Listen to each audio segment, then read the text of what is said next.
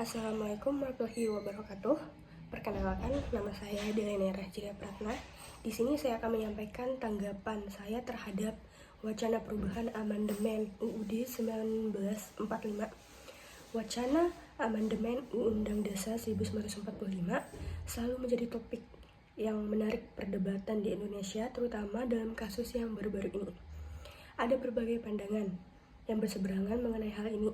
Salah satunya saya termasuk orang yang kontra terhadap jika terjadi perubahan amandemen Undang-Undang 1945.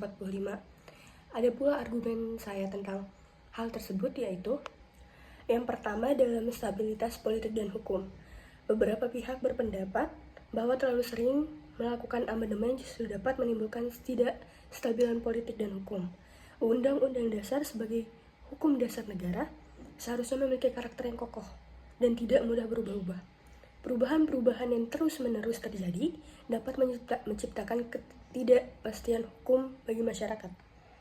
Lalu, amandemen dapat membuka peluang bagi kelompok tertentu untuk melakukan manipulasi demi kepentingan pribadi atau golongan, seperti memperpanjang masa jabatan atau memperlemah lembaga pengawasan, seperti isu-isu yang terjadi belakangan ini.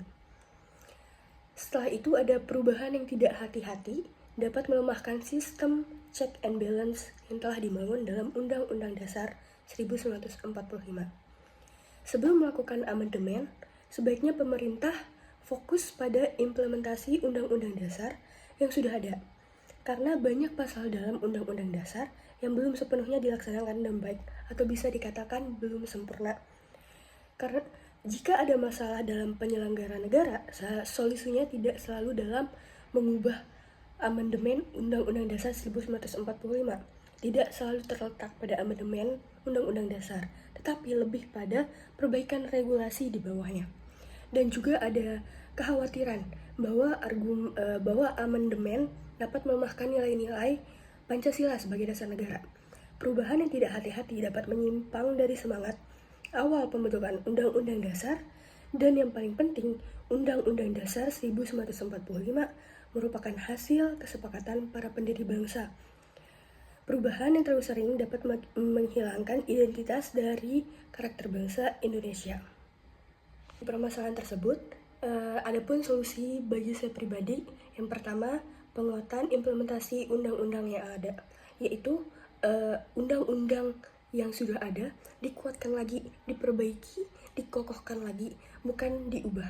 Yang kedua, penguatan lembaga negara seperti KPK dan Mahkamah Konstitusi agar dapat menjalankan fungsinya secara maksimal dalam mengawasi jalannya pemerintahan, terutama KPK, supaya KPK bisa berdiri sendiri dan tidak bergantung pada orang lain.